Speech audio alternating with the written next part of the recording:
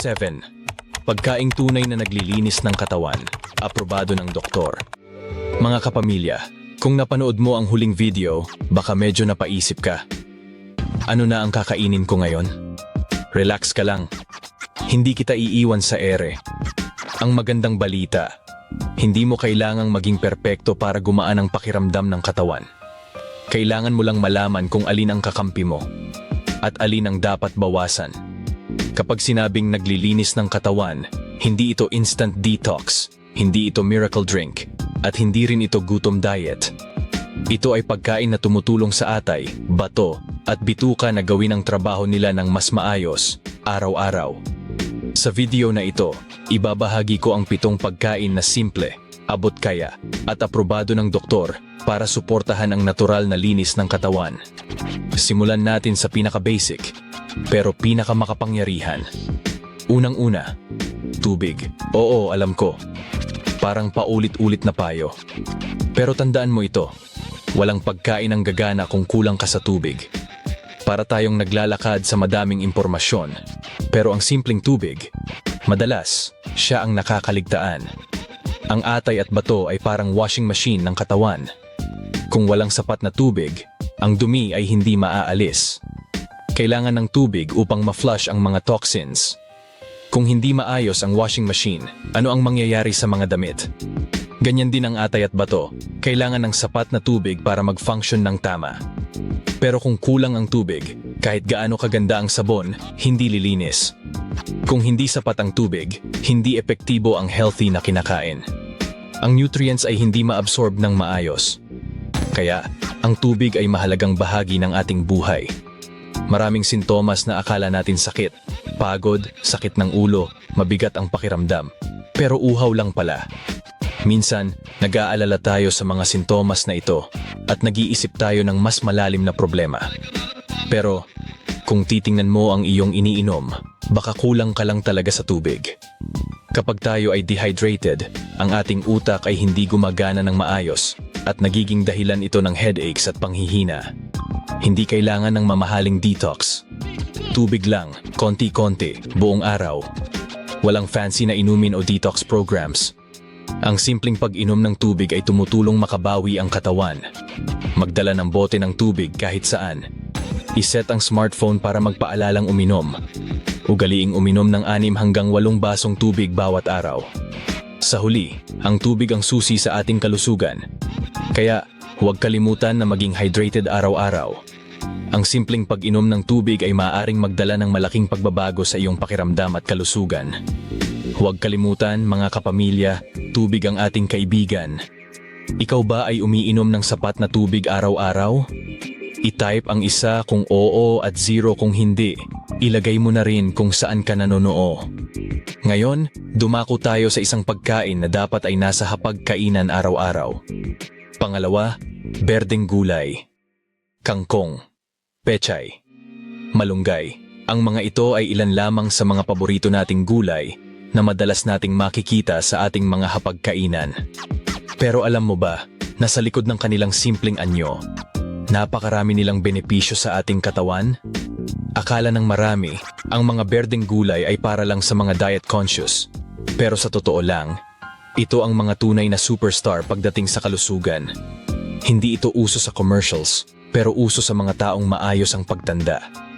Alam mo, mas madalas nating nakikita ang mga flashy at fancy na pagkain sa television. Pero ang totoo, ang mga simpleng gulay na ito, ang susi sa magandang kalusugan. Isipin mo, sa bawat plato ng kangkong o pechay na nilalagay mo sa iyong pagkain, parang naglalagay ka ng shield sa iyong katawan laban sa mga sakit. Kaya't huwag nating ipagsawalang bahala ang mga ito. Mayaman ang mga ito sa fiber na tumutulong sa bituka na maglabas ng dumi at sobrang waste ng katawan. Ang fiber ay tunay na kaibigan ng ating digestive system. Para itong isang sponge na humahawak sa mga toxins at dumi at tinutulungan tayong ilabas ang mga ito. Kapag regular ang ating pagdumi, mas magaan ang pakiramdam natin at mas madaling mag-function ang ating katawan. Kaya, kung madalas kang nahihirapan sa constipation, baka kailangan mo lang ng dagdag na greens sa iyong diet. Isipin mo sila parang walis sa loob. Oo, parang walis na naglilinis ng ating mga bituka. Ang mga gulay na ito ay tumutulong na alisin ang mga hindi kinakailangang bagay sa ating katawan. Kapag malinis ang ating bituka, mas madali para sa ating katawan na sumipsip ng mga nutrients mula sa ibang pagkain. Parang naglilinis ka ng iyong bahay. Kapag walang kalat, mas madali kang makagalaw at mas nagiging maayos ang lahat. Hindi kailangan fancy. Kahit ginisa lang, malaking tulong na. Hindi mo kailangan magluto ng komplikadong putahe para makuha ang mga benepisyo ng mga berdeng gulay. Minsan, simpleng ginisa lang na may bawang at kaunting mantika, sapat na para mapalakas ang ating immune system at mapanatili ang magandang digestion. Kaya't sa susunod namang grocery ka, huwag kalimutang magdagdag ng mga gulay sa iyong cart. Mura lang ito, masustansya, at talagang makakatulong sa ating kalusugan. Akala nila kailangan mahal, imported, o uso sa social media para gumaling ang katawan. Ang susunod ay isa rin sa mga haligi ng dietang Pinoy. Pangatlo, isda, bangus, galunggong, sardinas. Alam mo ba, ang mga isdang ito ay hindi lang masarap, kundi puno rin ng mga benepisyo para sa ating kalusugan. Kapag kumain tayo ng isda, parang naglalagay tayo ng magandang gasolina sa ating katawan. Nakakatuwa, di ba? May protina, may healthy fats, at mas magaan sa katawan kumpara sa processed meat. Ang mga isda ay mayaman sa omega-3 fatty acids na kilala sa kanilang mga anti-inflammatory properties. Kaya naman pag kumain tayo ng isda, hindi lang tayo nakakakuha ng sapat na protina, kundi nakakatulong din tayo sa pagpapababa ng inflammation sa ating katawan. Sa mga panahon na madalas tayong nakakaranas ng sakit ng katawan o pagod, ang isda ay talagang makakatulong sa atin. Parang best friend natin ito sa kalusugan. Nakakatulong ito sa puso, utak at kasukasuan. Ang regular na pagkain ng isda ay nauugnay sa mas malusog na puso. Ang mga omega-3 fatty acids ay nagpapababa ng panganib ng mga sakit sa puso at stroke.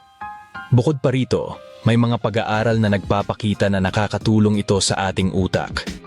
Kaya kung gusto mong maging sharp at alert sa mga gawain, huwag kalimutan ang isda. At para sa mga kasukasuan natin, ang mga nutrients sa isda ay nakakatulong sa pag-repair ng mga nasirang tissues. Isipin mo, parang nag-aalaga tayo ng ating katawan sa pamamagitan ng pagkain ng mga isda. Kapag maayos ang galaw ng katawan, mas ginaganahan kang kumilos, at ang galaw ay bahagi rin ng natural na paglilinis. Kapag ang ating katawan ay masigla at puno ng enerhiya, mas madali tayong makikilos at makapag-ehersisyo. Ang mga ehersisyo ay talagang nakakatulong sa ating katawan para sa detoxification. Kaya naman, kung may mga isda tayong kasama sa ating diet, siguradong mas magiging aktibo tayo at mas magiging masaya.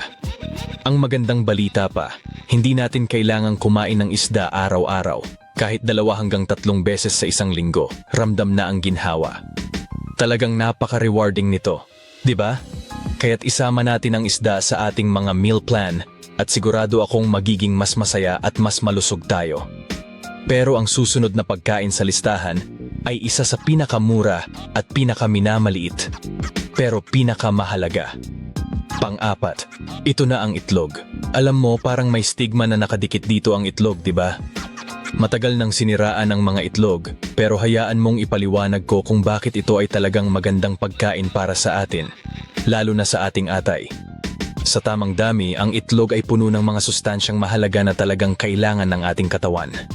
Sa bawat itlog, makikita mo ang protina, omega-3 fatty acids, at mga vitamins tulad ng B12 at D.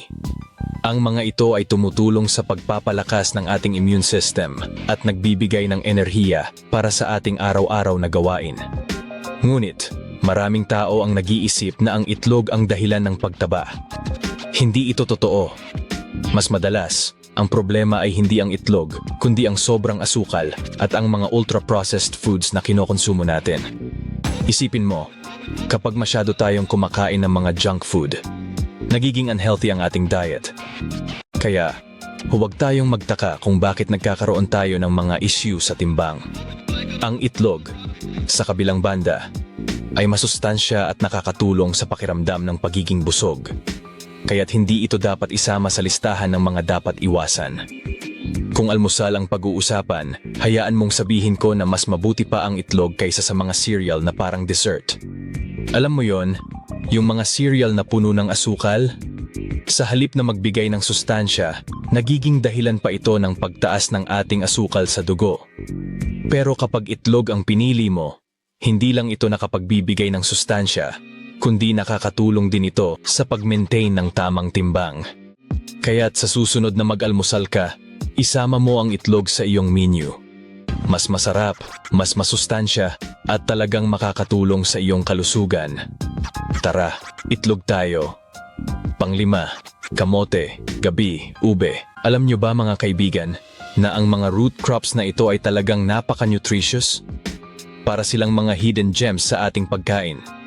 Hindi lang sila masarap, kundi puno pa ng mga benepisyo. Ito ang slow carbs. Hindi sila biglang nagiging asukal sa dugo.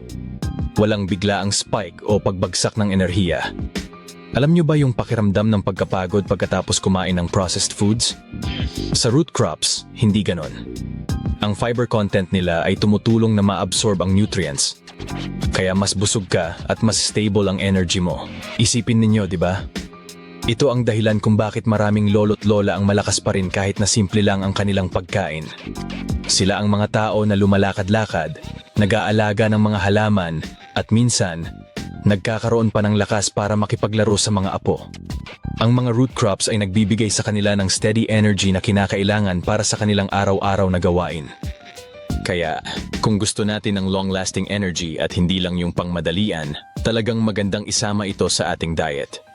Kamote ay masarap at mayaman sa vitamins A at C. Nakakatulong ito sa immune system. Ang gabi ay mahusay sa digestion dahil sa fiber. Ang ube naman ay puno ng antioxidants na mabuti para sa balat. Sa susunod na mamili, huwag kalimutan ang mga root crops na ito. Masustansya at masarap. Isama sila sa meals para mas masaya at malusog ang pamilya. Pang-anim, tokwa at munggo. Simpleng ulam, pero puno ng benepisyo. Murang protina at masustansya. Huwag isipin na laging may karne para maging malakas. May mga alternatibo sa gulay at legumbres tulad ng munggo at tokwa. Ang tokwa, mula sa soybeans, ay mataas sa protina. Kaya kahit walang karne, may lakas pa rin tayo. Madalas umaasa rito ang vegan at vegetarian. Ang munggo, hindi lang masustansya, puno rin ng fiber. Nakakatulong ito sa digestive system. Kaya't ito ay tiyan-friendly, hindi ba? Ang pagkain ng tokwa at munggo ay nakabubuti sa atay at bato. Sa dami ng matatabang pagkain, kailangan din ng magaan na pagkain. Ang tokwa at munggo ay malinis at hindi nagpapabigat sa ating mga organ. Ang mga organ tulad ng atay at bato ay mahalaga sa detoxification. Kung bibigyan natin sila ng magagaan na pagkain, mas epektibo silang magtrabaho. Sa susunod na magluluto ka, subukan mong isama ang tokwa at munggo sa iyong menu. Madali lang itong i-prepare at siguradong magiging paborito ng pamilya mo. Huwag kalimutan na i-explore ang mga iba't ibang paraan ng pagluluto nito. Maaaring ginisa, sinigang, o kahit lutong salad. Masarap na, masustansya pa. Kaya tara, sabayan natin ang ating katawan sa tamang nutrisyon at kalusugan. At panghuli, prutas, saging, papaya, mansanas. Alam mo ba, kapatid, na ang mga prutas ay hindi lang masarap, kundi napaka nakapaglinis din ng ating katawan? Pero syempre, hindi lang basta prutas. Ang mga ito ay mga halimbawa ng mga prutas na talagang makakatulong sa ating digestion at overall health. Isipin mo na lang, kapag kumain ka ng saging, ang dami mong nakukuha na vitamins at minerals na kailangan ng katawan mo. At ang papaya, ito ay kilala sa kakayahan nitong tumulong sa ating digestion dahil sa enzyme na papain. Kaya kung gusto mong maging mas maayos ang iyong tiyan, tamang-tama ang papaya para dyan. Ngunit, isang friendly reminder ha? Hindi juice. Hindi shake na may asukal. Bakit? Kasi kapag ginawa mong juice ang prutas, nawawala ang fiber na napakahalaga. Ang fiber ay parang superhero na tumutulong sa ating digestive system na maging mas epektibo. Isipin mo, kapag nag-juice ka, nagiging concentrated ang asukal at nawawala ang mga benepisyo ng fiber. Kaya't mas mabuti talagang kumain ng buong prutas. Sa ganitong paraan, mas kontrolado ang blood sugar mo at mas long-lasting ang energy na makukuha mo. Hindi ka madaling magugutom at mas makakaiwas ka sa mga cravings na madalas na nagiging dahilan ng overeating. Buong prutas, may fiber, mas kontrolado ang blood sugar. Ang maganda pa dito, ang prutas ay may natural na sweetness, kaya't hindi mo na kailangan pang magdagdag ng asukal. Mas masarap at mas healthy. Simple pero epektibo. Kaya't sa susunod na gagawa ka ng grocery list, siguraduhin kasama ang mga prutas na ito. Isama ang saging, papaya, mansanas, at iba pang paborito mo. Isipin mo na lang, habang nag-e-enjoy ka sa pagkain ng prutas, naglilinis ka na ng katawan mo. Parang 2-in-1 na deal, di ba? Kaya't simulan na natin ang healthy habit na ito at gawing bahagi ng ating araw-araw na buhay ang mga prutas. Mga kapamilya, hindi mo kailangang baguhin ang lahat sabay-sabay. Kahit isa o dalawang pagkain lang ang ipalit mo, may epekto na iyon. Ngayon alam mo na kung ano ang makakatulong sa katawan. Pero may mga pagkain pa rin na kahit mukhang healthy, ay pwedeng makasira kapag nasobrahan. Iyan ang pag-uusapan natin sa susunod na video. Ang kalusugan ay hindi sprint. Ito ay pangmatagalang alagaan. Huwag kalimutan na mag-subscribe sa Gintong Kalusugan para sama-sama tayo sa malusog na paglalakbay. I-share mo rin sa kaibigan o kapamilya na nagnanais ng malusog na pamumuhay. Salamat sa panonood at alagaan natin ang katawan na magdadala sa atin hanggang sa pagtanda.